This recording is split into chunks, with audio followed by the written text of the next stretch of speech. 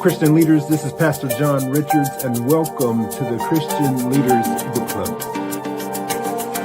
Hey, Christian leaders, I'm Pastor Christopher J. Harris, and I'm your co-host, Christian Leaders Book Club.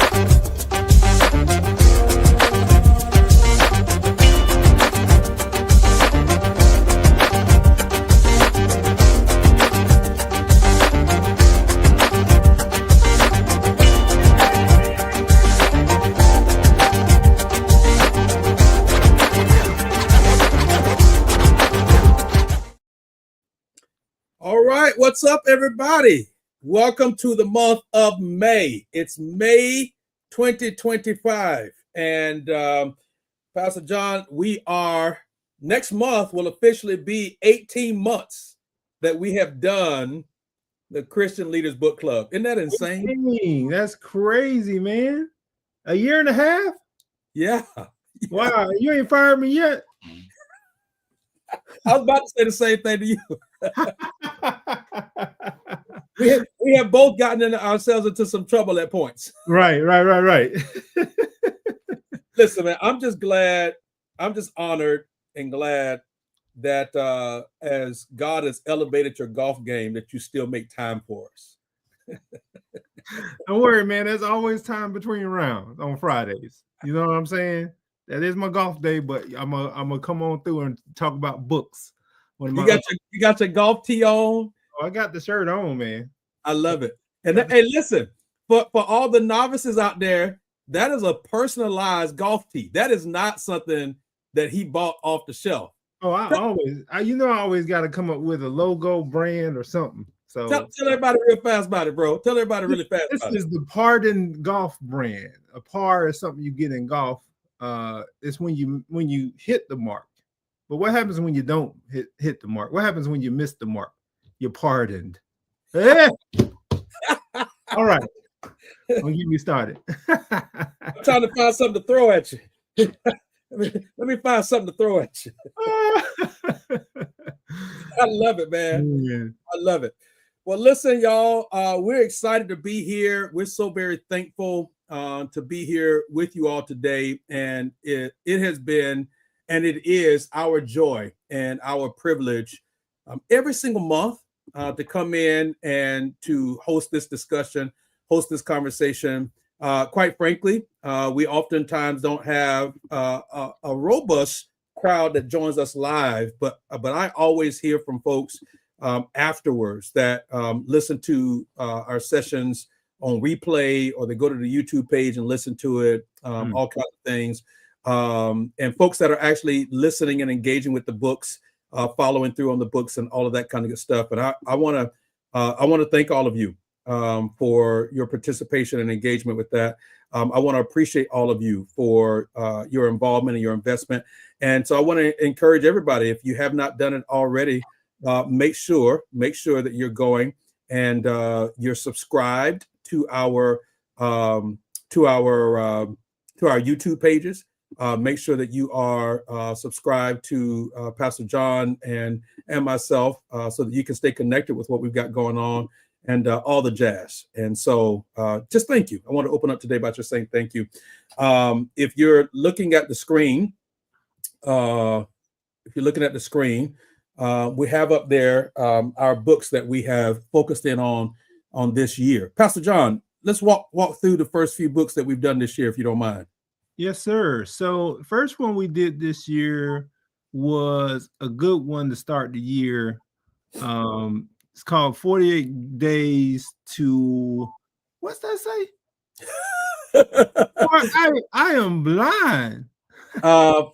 Listen, I'm laughing at you. It's 48 days to the work we love. The work you love, yes. So we thought that would be a good book to start the year off with people making goals, and some people even making career transitions and things of that nature. So it was a good book, and we thought it was good for anybody who's thinking through those things.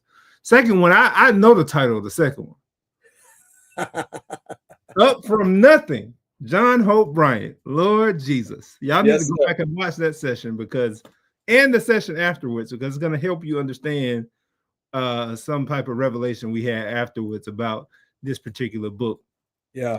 It was a decent book, but we understand the perspective it was written from. So so definitely go back and watch that session so you can get our take on the book for sure.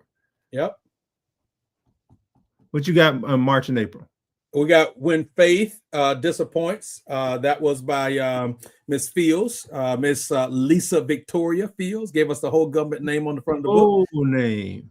Yeah. And Lisa is the founder of Jude 3 Project. And so this book is an apologetic book. I think it's an incredible book for individuals that are walking through, very beginning stages of their faith and or reacclimating their faith.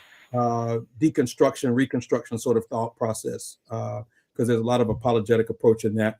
Last month's book I thought was amazing. I think if you serve on a staff at a church or you're in some sort of leadership at a church, at some point this should be an incredible book that you read. It's called The Soul Winning Church, and it was not the book was not overwhelming, but it was absolutely just solid, just packed full of just practical insight. And in many ways, I think, at least for me, I'll speak for me. I don't know about you, Pastor John, but it lit a fire in me. Kind of recalibrate our why as Christians and as a church. Yeah, totally agree, man. Totally agree. Definitely a book worth exploring, whether you're a Christian leader or just a Christian looking to share the gospel a whole lot more. Yep. And here we are now with book this month. I always feel like I'm holding the book awkwardly, like on screen like that. There we go. There you go. Is that that's even perpendicular, man? That's good right there. Yeah. Healing Leadership Trauma.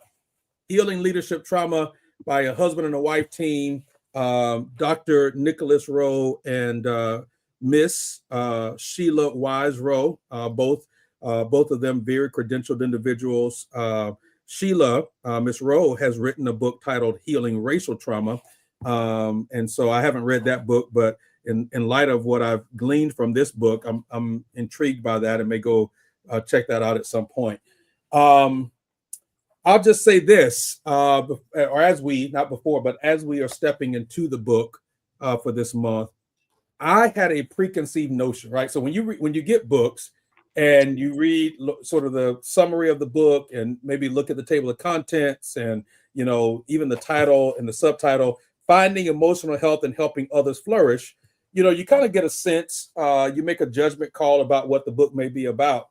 So Pastor John, as I was coming into this book, I'm thinking that this book was very much a shepherding, pastoral kind of book to help people think through trauma, mental health, emotional health, and if you're a leader, how to get healed from that. Yeah, so I got various shelves in my office, and I'm gonna put it on the leadership shelf in my mind. Yep. But what happened, Pastor Christopher? We got mollywopped. We got blindsided. We got hoodwinked. We got hoodwinked. We got run amok, led astray, in a good way. In a good way, for sure. Yeah, in a good way. This book is not that. It is a clinical counseling session in a book.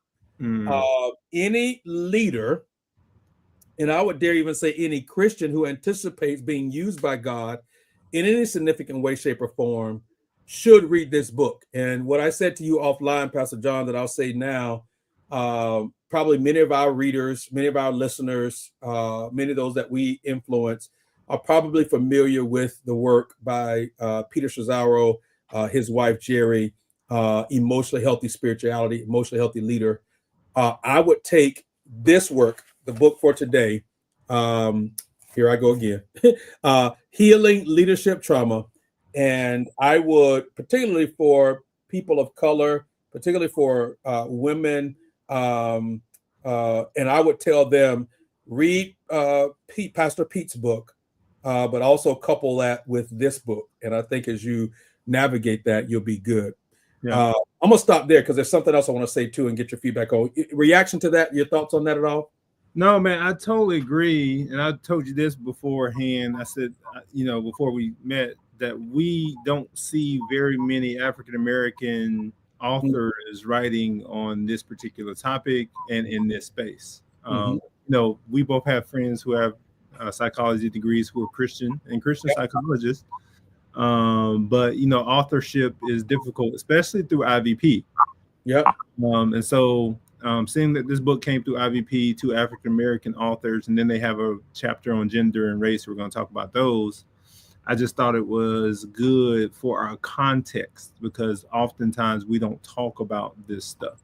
I don't know if you know that viral TikTok trend where the men are calling their friends. I'm gonna call you tonight, bro. Telling them good night and sleep tight. But hey, bro, why you calling me? Why you calling? You need a hey. The one that I love the best is, hey, bro, you need a hug. But that goes to this psychological thing about men. It's like we don't like to talk, and you know what I'm saying. So having a man, black male, black female, write this book, and then for our context, I think it's important for black men to be able to lean into these conversations. Yeah, no, I agree. I would also say this, as I've gone through the book now, I am convinced that this is not a book that you read through. Yeah. This is a book you're going to have to work through. Yeah. And, people like you and I that are probably reading books and we're trying to read and check it off the list. This is not one of those ones that you just read and check off the list. Listen to me, man. I was reading and I was like, man, what the world? This is a slow walker. This is a you read a chapter and then do the work for however long it takes to do the work and then come back and reread the chapter again. I'm like, okay, did I do everything that they told me to do in this chapter? Yeah, man. Go to the next one. The books that give you homework are always the ones that give you the deep work for sure. Yeah. So I'm talking about good homework, not those random questions that come at the end of the chapters. Right. So overall, what are some things, 2 or 3 things that stood out to you overall from the book before we start kind of going through a chapter breakdown here? And let me just say this to everybody. Pastor John and I have already made up in our minds and sort of positioned our minds. We recognize in the limited time that we have today, we probably will not get through the whole book. It's too meaty. Each chapter is too meaty for us to get through. And it's 12 chapters? It's 12 chapters. Now, the book is not long. But it's meaty. So, and we're saying to you on the front end, you're going to have to get the book. We want to encourage you to get the book. This is one of those ones that we are encouraging you to get the book and do the work. So, let's know that. Go ahead, Pastor Sean. So I think a couple of things that stood out to me was the importance of family evaluation, understanding history, how it informs your destiny. I had to go preach on you. Yep. So I think that's one of the things that they unpack in a couple of chapters, specifically chapter 3. Then one other thing I think is important is this idea of the myth of self-sufficiency that they cover in chapter 5. I thought that was a really good takeaway for me. And then chapter 6 was just, you thought another chapter was heaviest. I thought chapter 6 was a heavy chapter for sure. Yeah. Anytime you lead with the story of Dinah, it's going to be heavy. That was the other thing. You walk through the book, you're like, man, they are not picking the Sunday school lesson story. They are not picking the Sunday school lesson story. These are stories. One of the passages, I was like, wait a minute. When's the last time I read that one? Right. I was like, man, let me go. I almost forgot about that one. Yeah. It's real. So those are things that I would say. What about you? Yeah, I think a couple of things I would say. I think one is I would identify as a theme. I think the authors are trying to get people to walk away understanding an integrated living, that who you are, the kind of person you are, and what you have done with where you've been impacts your leadership. That you can't lead in a healthy way without a healed past, right? Or being a healthy person. And as I was thinking through this, obviously I'm thinking about my own life, but I'm also thinking about people that I know who are leaders that I've seen up close and personal, and you start recognizing that there are probably some leaders that are leading out of dysfunction and don't know it. Oh, for sure. For sure. There's probably some leaders that they're doing the best that they can, but they haven't come full circle to a book like this. Yeah, because it's unevaluated. The dysfunction is unevaluated, and when you don't evaluate it, you don't. There's no way to address it. Yeah, Yeah. The other thing I thought about is the resistance that some people might have to a book like this, because on the surface, it doesn't feel like church growth, right? And when I say church growth, I'm speaking to the consumeristic idea of it, where we want to get more people in the seats and grow our churches, and services are full and the energy is high, and all that. But in fact, I think if you do the work of this as a leader, it actually leads to church growth, a different kind of church growth, where you are healthier and then your people become healthier because you're leading from a healthy place. That's good, man. That's good. Yeah, I like those takeaways. Yeah, I think the last takeaway that I'll say is, how much home impacts your leadership. Man, listen. That was self-evaluation, past, present, thinking about my kids. I know you got college, you got kids you got kids in all spectrums, man. Even in the whole spectrum. You say that every month, man. I don't know if that's shade or not. I'm trying to figure out if you're trying to throw shade or what, man. Hey, I'm just letting the people know, man, that Pastor Christopher and his wife did not waste any. They covered all bases. The only level of schooling that we don't have people in now is middle school. Wow. We have adult living on their own. We got high school. Well, now we get ready to have college, high school, and then elementary school. That's crazy. There was a point that we had nursery, elementary, middle, and high. Y'all had them all everywhere. Yeah. Every school in the system. Yeah. Yeah.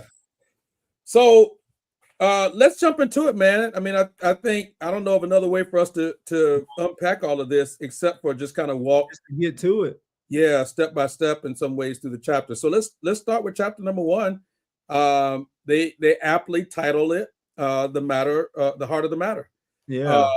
What stood out to you from chapter 1, Pastor John? Yeah, I like when they define their terms. Yes. Define your terms. So leadership trauma, what is it? On the opening couple pages, leadership trauma is when leaders experience fear and panic about their work as it relates to the past, present, and future. So that like what I was talking about, history, present, and the future. I think that's a pretty good definition of what leadership trauma is, because it includes fear and panic. Yep. Like those were 2 key terms in there that I felt were really good to kind of describe what leadership trauma is, because it's fear-based for sure. If there was a critique that I would offer of the book as we jump into chapter 1, it would be, I'm not sure that they use the introduction to set us up for what we're getting ready to walk through. Yeah, no roadmap. Yeah, the book is amazing. I'm read the book, get the book, but I think that was a miss, right? Yeah. I think they did a good job of sort of introducing themselves, and telling us a little of their narrative, their life as authors, and I think that was helpful because you want to know who's writing all of this, especially if you're going to do this kind of level of work. What's the people that's saying this. But I also think with the kind of work that this is, you need to be able to say, like, hey, FYI, here's what's getting ready to happen to you. So this is Pastor John saying, this is not Pastor Christopher, because one day, he's going to be writing for him. But I put some of the onus on IVP for not saying, hey, we need a roadmap in here, right? Some authors just don't know, right? Especially if they're in that particular space. Like, they got great content, but introduction for books like this, especially at the IVP level, those editors should have come in and said, hey, I need part 1 says, part 2 says, and could have broken it up into parts. So Yeah. Not on authors all the way. IVP, shout out IVP. I ain't no Yep. shade.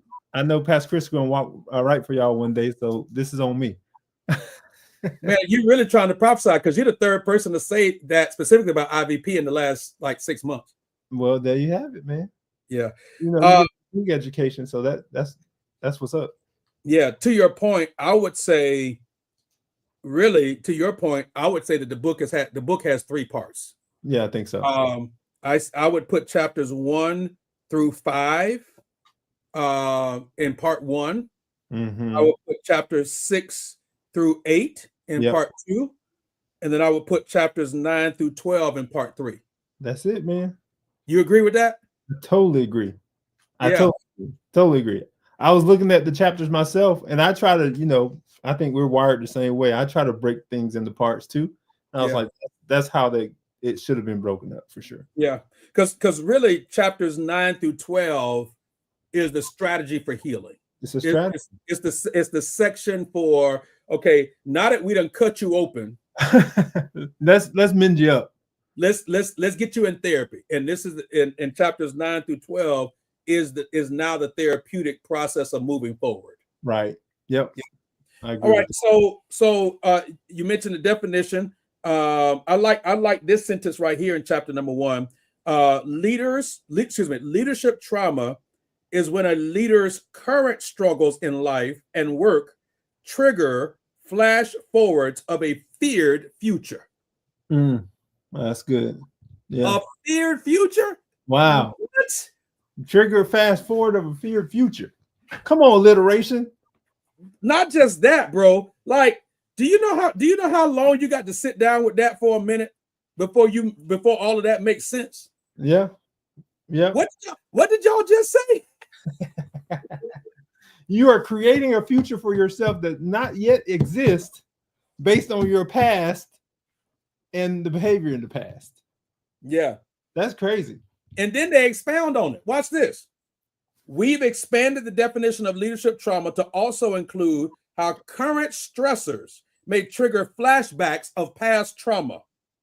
Those triggers may cause us to re-experience past hurt and trauma psychosocially, emotionally, physically, spiritually, or interpersonally. If leaders do not attend to this reality, they are especially susceptible to reenactment, which is when trauma in our past that has not been resolved follows us into new situations that remind us of the past. That was good. That's good. That's so deep. But let me be transparent with this for a minute, because I made some notes in the book as I was walking through this. When and I'm going to brag on my current pastor for just a minute to make this point, because I want to help leaders out. Our target audience are leaders, right? I want to help leaders out. And I don't know if you've ever had to deal with this or not, Pastor John. So after I say this, then you can speak into it. Within the first year, so I've been at the church now for 10 years, so 11, going on 11 years now. But I've been at the church 10 years. The first year that I was there would be conversations that I would want to have that I did not have because of conditioning from previous spaces that I led in. Yeah. So, for example, Lord put something on my heart to do. In certain environments, you can't do that because if the leader is not healthy and they're intimidated by your innovation or intimidated by who may be influenced by you, or I'm not going to let you split my church or let you start another movement, or, you're trying to build your own kingdom, et cetera, et cetera, et cetera. Right. Then you hold those things in, and either you don't do it at all, or you do it behind the scenes where I don't want the pastor to find out about it. Yep. And so here's how God got me together on it, Pastor John. I have been praying about this idea, but I'm like, I can't tell him this. I tell him this. I'm just here for this. I'm still here the first year. He tell me this, man, he might kick me out. He might kick me out of the church. And he and I were meeting one day and talking, and something came up, and then he said, I saw somebody with this idea, and I said, man, Harris should do that. Wow. Wow. It was the very idea that you didn't want to talk to him about. That God is funny. Hilarious. So after that, how did you approach similar situations? I had to trust and then realize that just because I've dealt with unemotionally healthy people in the past, I could not hold him hostage to their dysfunction. Man, it's really that's something that is really difficult to overcome. It's very difficult to overcome. Once you get hurt and burned, bro. Especially by people who you assume that they can preach well, or they have a big platform, or they have, a big following, that they are also, that their private emotional health corresponds to that, when many times it doesn't. Yeah. One of the worst forms of abuse is spiritual. Man, spiritual leadership abuse is one of the worst because it has so many lingering effects on people. Yeah, man. Well, man, I'm glad that the Lord worked that out there, man. He did. Wow. And I believe it's one of the reasons why the Lord still has me at the church, because our pastor is so emotionally healthy. Yeah. When you have somebody who doesn't have that ego and is healthy in that way, it's easy for you to lead. Yes, sir. In your role. So that's great, man. That's good stuff. Yes, sir. All right. Anything else in chapter 1? Man, I didn't want to go through those 7 types of leaders, but I thought that was a good little list that they had on page 12, talking about different types of leaders. Yep. The secure, healing-centered leader, the lax leader, the toxic leader, the charismatic leader, the fearful, passive leader, the narcissistic leader, and then the rebel leader. Hey, Pastor Christopher. Yo. Have you, out of those 7, how many of those have you been? Personally? On your journey?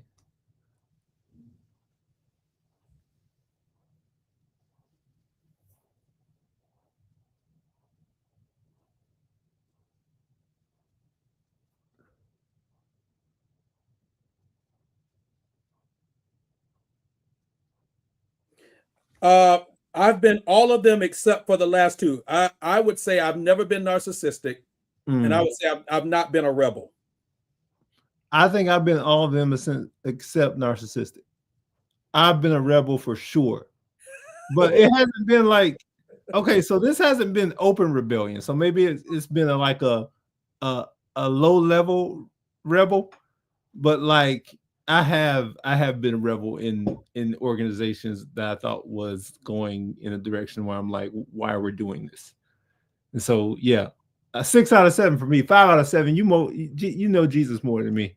No, it's just like part of it is how I'm wired, right? So like for example, like the whole rebel leader, like I'm looking at the description here that the authors provide, and they say the rebel is the leader.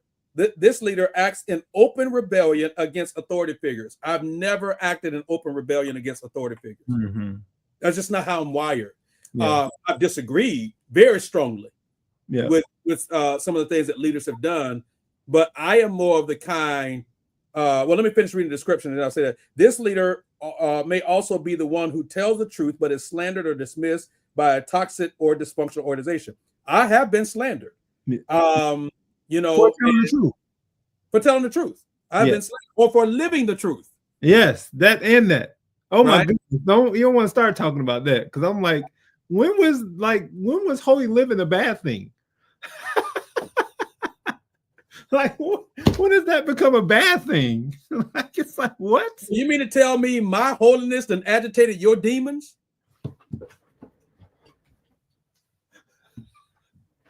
I just got raptured. Man, you silly. It's the truth, though. Okay, man. So, but I've said that to say, like, I'm the kind, Pastor John, I just leave. if I try to convey it, I've prayed about it. Like once the Holy Spirit tells me I've done my job, Peace. and there's nothing else that I can do, I will exit stage left so quietly that by the time people realize I'm gone, I've been gone. Wow. Man, that's so crazy because for me, like the people, like I feel I grieve over the people. Oh, absolutely. Absolutely. That's why it makes it difficult. Made it difficult for me in the past. Now, let me tell you now, bro, if that happened now, listen, it's the first thing smoking. Greyhound, Spirit Airlines. You're a little bit more Malcolm X than me. I'm Martin. You Malcolm. That's why you went to law school. It's the justice man. Yeah. That's what it is. Ain't nothing wrong with that. I'm saying, you're gonna make me do it. So go do it. Pastor John, I was at a church and I wanted to leave probably 2 years before I left. The Holy Spirit would not let me. Wow. And I served and I stayed faithful and I stayed committed. Never spoke negative about the leader publicly or any of those kinds of things. But when the Holy Spirit gave me permission to leave, I told the leader, I left, I left honorably. Yeah. I gave a letter. Man, I put a whole plan together for a transition plan for my role when I leave. That's how you wired. Yes. I know it was a 10-page. Yep. With all the research already done. Wow. I left and I was gone for a month before people really knew that I was gone. Wow.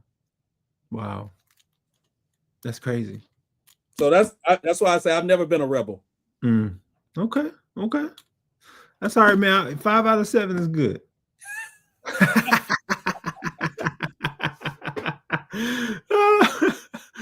Oh no, but I thought the 7 types of leaders was a good part of that chapter for people to review and kind of think about their own leadership journey, and where God has taken them. So I thought it was good for chapter 1.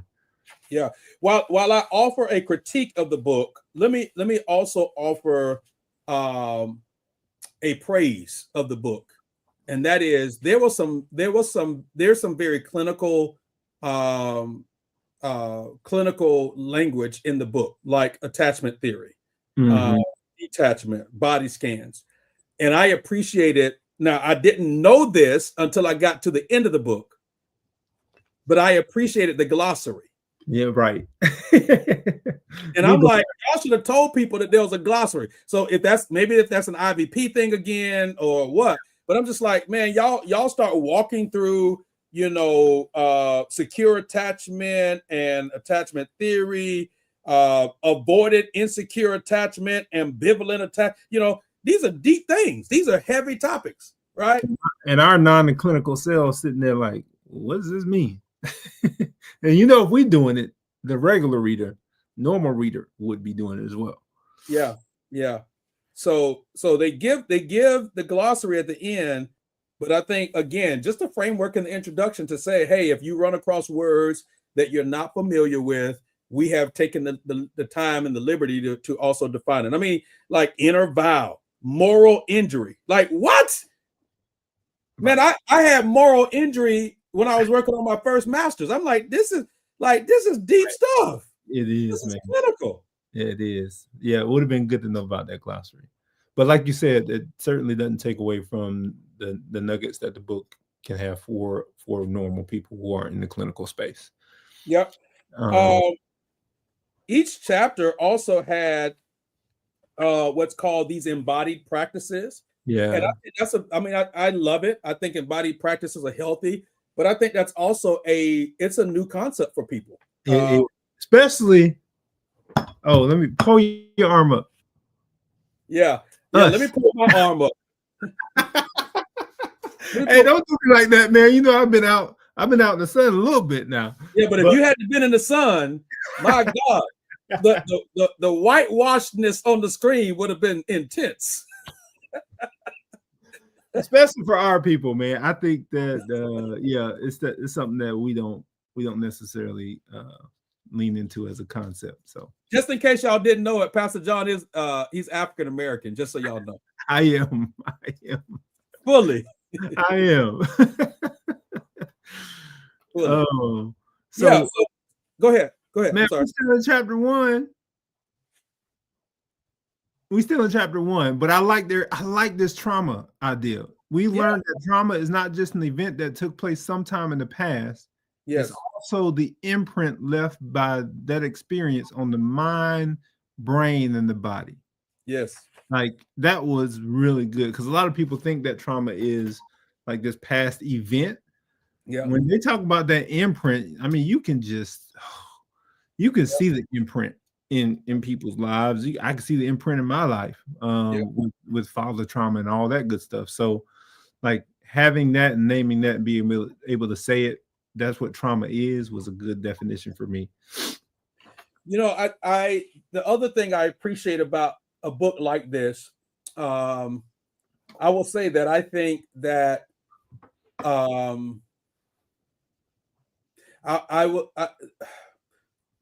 mental health is becoming it's becoming destigmatized, right? Mm-hmm. It's not becoming weird when somebody says I have a therapist or I have a counselor, and that's a good thing. Good. Yeah. It is we see a lot more emotional mental health discussions in culture and in society, on social media, in church, right? You see a lot of pastors now, a lot of churches that actually have formal MOUs, memorandums of understanding, and relationships with therapists and counselors in their church or in their city. And that's all a good thing.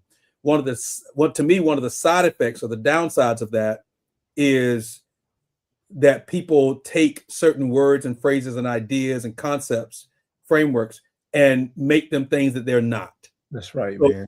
So to your point, like the authors here intentionally, they define trauma so that we're not then operating with a wrong definition of trauma.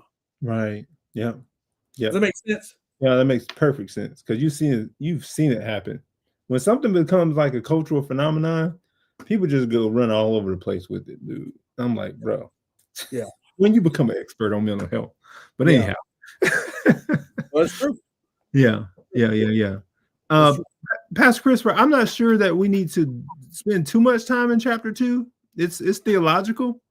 Yeah, in terms of relational God, talking about the Trinity, talking about the need to understand the Trinity and the call and commission of Adam and Eve and the fall and why we experience trauma in the first place. It is a gospel presentation. It is. It is.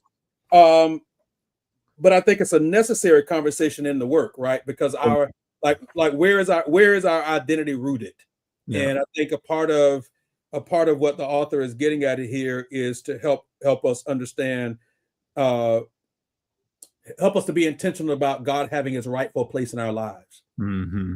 Yeah. You know, you can't do this kind of work as a Christian. You can't do this kind of work without centering God in the conversation. That's right. Because anything else becomes about self-help and ego and a declaration of independence versus a declaration of dependence. That's good, man. Yeah. That's good. Chapter 3. That's it, man.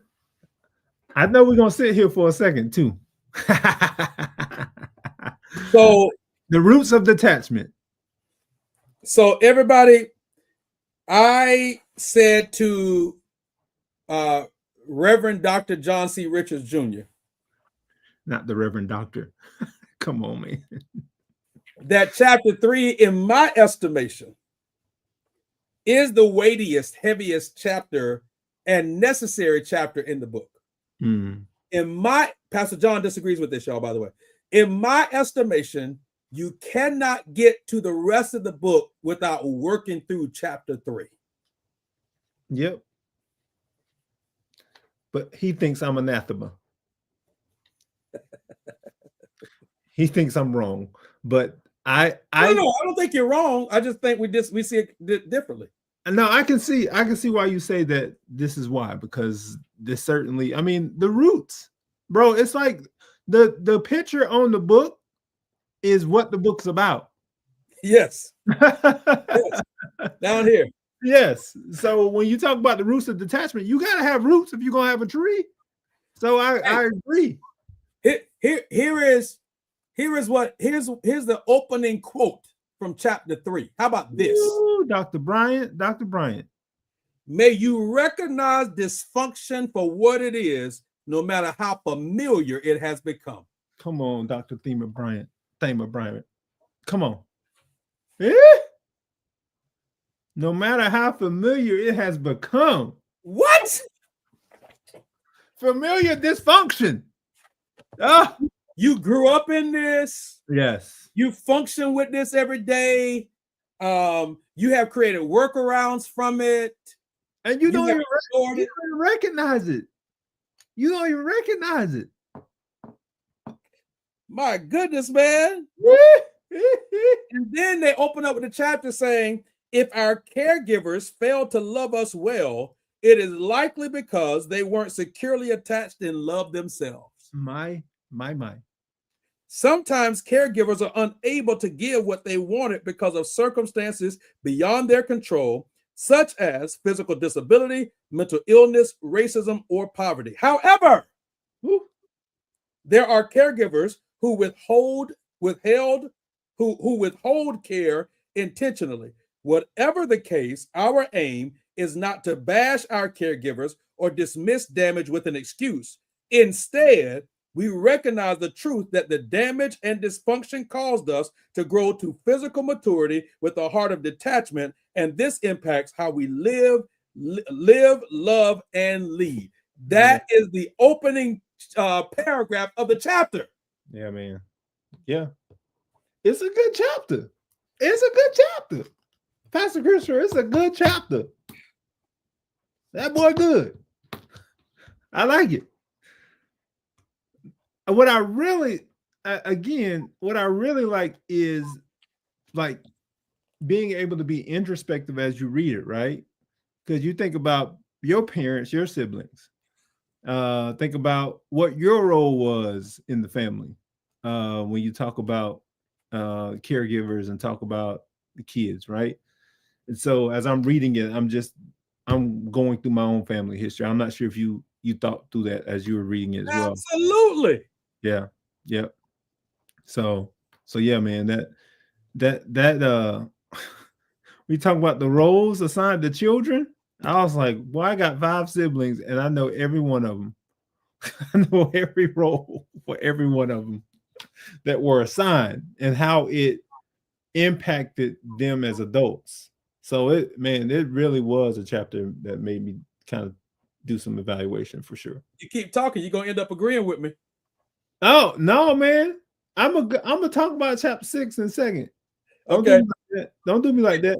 Let me just read one section here, and then I'm like, I don't want to get bogged down, but yeah. So without secure parental caregiver attachment, we carry a gnawing emotional hunger that leaves us relentless or restlessly pursuing what we never received. We may struggle to know how to care for ourselves and fear both abandonment and loss of love in relationships. We may also feel ashamed of our needs and feelings of dependency, which have been covered over superficially while screaming to be known. Leaders without a secure internal sense of self try to create one from the outside. Yeah, I highlighted that too, man. Bro, that was good. What? That was good. Yep. I read that and had to stop for a minute. I said, okay, had to pause. Yeah, bro. I was like, I got to come back to this. Because what ends up happening is not only do you evaluate your own life and living, right? But then now you start thinking about all the people you're called to shepherd and lead, man. Right, man. Right. Yeah. Yep. That's heavy, man. That's heavy. All right. They spend a whole section talking about the roles as children that you had to play as a child. Mm-hmm. They spent some time. I know you were the star. It's okay. Keep moving. No. Talk about rules that you had to that were enforced growing up for you. Other consequences of that. They talk about some of the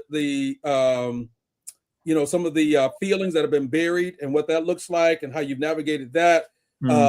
Community, what true restoration actually looks like. And then, of course, the reflection questions and renouncing certain things and the prayers to close out the chapter to address fears and inner vows. Like it's a good chapter, man. Yeah. All right, let's do this because I'm looking at our time, right? Yeah. So I don't think we need to deal with, because I honestly think chapters 4 and 5 is a part 2 and 3 of chapter 3. Yeah. Yep. They were an extension of 3. Yes. For sure. Which is why I said you can't get through the rest of the book without going through. There we go. Argue my case, Mr. Esquire. Talk about Muhammad Ali. Somebody got to bring up Rocky Marciano every time. I'm about to talk about chapter 6 in just a second, man. In just a second. Go ahead. Foundational, but I need to read this opening quote from chapter 6. Go ahead. Trauma is not just what happened to you. Trauma is what happens inside you in the absence of an emphatic witness. What?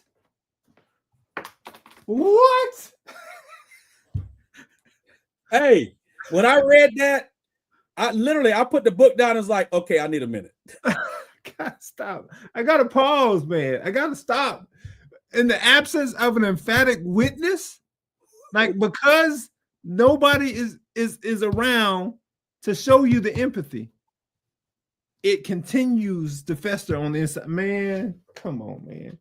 I want to know. I want to meet the authors, and one of the questions I'm gonna ask them is, where were y'all and what was happening when y'all came up with that? When y'all found that quote? Right. Exactly. Oh, so Dinah, man. Trigger warning. That's when they move into Dinah because she really didn't have true emphatic witnesses. Like she disappears from the story. It becomes all about the men. That's what they talk about in the book, right?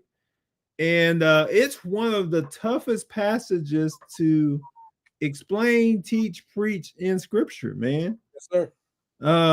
And so I just, this chapter on abuse and neglect and the trauma responses that people have, it is so tangible in seeing it in the lives of people as a pastor. Yes, that sir. This is why the chapter resonated with me, because I'm like, man, I'm seeing these trauma responses in members, and obviously we don't wrestle against flesh and blood, but against principalities, right? But there's a way that you need to categorize things in order for us to understand people's trauma, so that we're not responding to their trauma response, but we're trying to figure out how to help them move through that trauma. Pastor John, can I say something to you? I know like our time is leaving, so this is going to be a can of worms, so I apologize in advance. No. Go ahead, open it. When I finished with chapter 6, let me tell you one of the thoughts that I had. Because the end of chapter 6 is page 89. And I said to myself, we have gotten 89 pages in this book and dealt with trauma and abuses and things that we've normalized and all of that. And not once have we had to dig into generate the phrase, the term. Listen. Oh, I'm so glad I didn't see that phrase. I'm like, y'all handled this the way you should have handled it. Look like you got some good schooling. Because I think that people get so trapped into, oh, well, these are generational curses in my bloodline, and I renounce, and I take, and you can pray for all of that if you want to, but if you don't do this work that's in this book, all right, listen, page 80. Since you love chapter 6, page 80. Here's a zinger. At the bottom of the page, as we read about the kinds of abuse and neglect, the Lord may reveal, watch this, how some things we thought were normal were abusive. Ooh. Listen to me, man. Listen to me. Right. Right. And then proceeds to provide us a list. Like, yes, physical, emotional, verbal, sexual, like the neglect, like not having care, food, clothing, thought it was normal. Not having financial support, thought it was normal. Not having someone who wasn't belittling, demeaning. Man, that right there, bro. Man, listen to me. This chapter here. Maybe because it was so heavy. That was my favorite. Since we're in a heavy book, I figured I'm just going to dive into a heavy chapter. Pastor, we got 5 minutes. Can we do some practical stuff from the book? I was about to say, like chapters 9 through 12 is the practical work. Yeah. Can we work through a little bit of that? Let's do it. Yeah. So chapter 9, that path to forgiveness chapter. Yep. I thought it was a really good chapter to kind of move us through the 4 stages of grief. I'm glad they didn't go straight to forgiveness. Yeah. But talked about the stages of grief, right? And being go ahead. No, finish your thought. I'm sorry. And being able to work through those prior to getting to, like, that path includes being able to grieve properly in those ways. Yeah.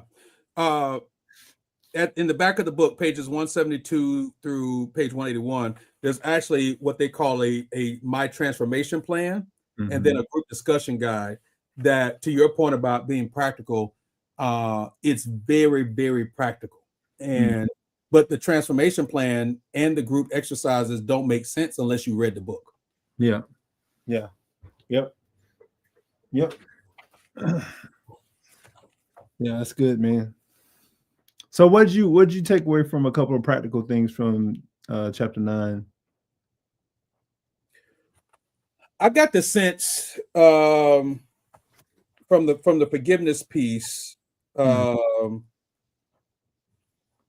the power of reflection, because I think that sometimes we know what's happened, but we haven't really reflected on it. So they spend some time. There's a small section dealing with shock and numbness, right? That you can have stuff happen to you that makes you numb. But how do you, and they use this word, how do you reorganize what happened in order to recover? Yeah. Yeah. So that notion of reflecting, I think, is really critical, to what that looks like. I hadn't really thought about, they use the term incorporating healing symbols. I hadn't really thought about that as a part of a healing journey for people in that way, or from a therapeutic perspective, right? A clinical therapeutic perspective. They say there is no power in the healing symbols we employ in our ministry to leaders and others who struggle with unforgiveness. Rather, the cross, the water, and oil simply remind us of Christ's work and the presence of the Holy Spirit in our spiritual and emotional formation, healing, and growth. This is crucial, especially as we walk the path of forgiveness. So we use oil to pray for people, right? We use oil to lay hands on people, and that kind of thing. But as symbols of healing, from a spiritual formation perspective and a process of healing, I'm not sure that I've ever approached that in that way, and I loved it. Yeah, no, that's good. Yeah, that's very practical. Yeah, very practical. Very practical. Yeah, like you said, 9 through 12 are, and then chapter 11. I had my favorite section in there was on rest and play. I'm sure. I'm sure. Oh, so my wife and I were listening to a podcast the other day, and it made total sense to me. So the podcast said, if you work with your head, then you need to rest with your hands. And then the opposite, if you work with your hands, then you need to rest with your head. And so for someone who's like an intellectual, reading for me is a hobby, but I realized that's still working with my head. And so I had to take up something that was like hands based or outside based. And I've been doing that. And I'm like, you know what? This is actually feeling like rest in a different type of way. And so I thought that was really, really helpful for me to understand, like, I got to have that dichotomy. If I'm working intellectually, then I need to be able to rest with my hands. I can see that. Yeah. I'm processing a little bit, but I can see that. That makes sense. Yeah. That makes sense. I like that. Is that an original quote from that podcast, or who said that? I don't know. I'll get her to pull it up for me. She told me about it. I think it was New York Times. Somebody was mentioning it on one of the daily podcasts, but I'll grab that for you. So if you work with your hands, you rest with your head. But if you work with your head, you rest with your hands. Yes, sir. I got it. Yeah. Got it. Time is gone. Well, we knew it. We knew it was going to happen. We knew it was going to happen. Healing Leadership Trauma. Great book. It has some clinical elements, but it also has a ton of practical stuff for folks who want to work through past, present, and future trauma that may come up in life. I think it's a great book, man. And then next month, we're going to be super communicators. That's going to be a fun book, man. Communicators. Yeah. Yeah. We're going to talk about communication. We both communicate for a living, but can never have too many communication strategy books. And I've heard good things about this one. So Super Communicators is our book for the month of June.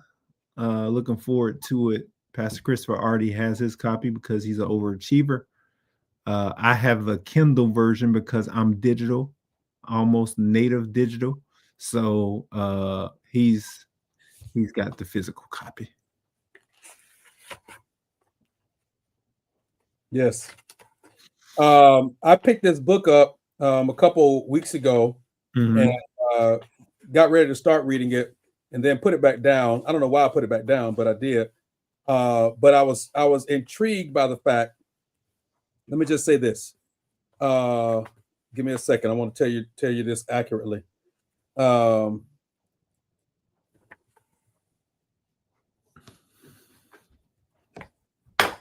There's 48 pages of notes and references from the book. Wow. 48? 48? Wow. Okay. From 251 to 292. Are they footnotes or endnotes? Both. He said both of them.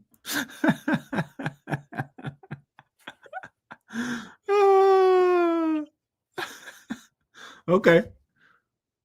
The reporting in this book is based on hundreds of interviews and thousands of papers and studies. Many of those sources are detailed in the text itself or the endnotes. In most situations, individuals who were major sources of information or who published research that was integral to my reporting were provided with summaries of my reporting and given an opportunity to review facts and offer additional comments, address discrepancies, or register issues with how information was portrayed. Many of those comments influenced the book's final form and are reproduced in the endnotes. No source was given access to the book's text prior to publication, and all comments were based on summaries that I or a fact checker provided.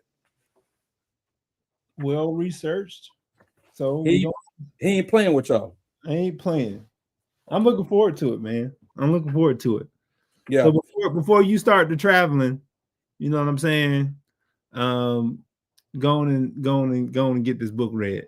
Because I know you're a world traveler, man. I know you're going overseas and stuff. Hey, listen, let me ask you a question, Pastor John. Yes, sir. Before we end today, are you okay considering your Spurs? I'm fine. I think us getting top 2 pick is a win. Like, yeah, we had a chance to get number 1, but we should have been 10 or 11. So now we're able to get the kid from Rutgers and keep building this young team or trade for Giannis. We're going to see. So we all right. We're going to be all right. You think Giannis going to leave? Yo, for sure. He's gone. Depending on where he's going, but he's gone already. I hope he comes to Texas and not Houston or Dallas. So, final question. As it stands right now, we have the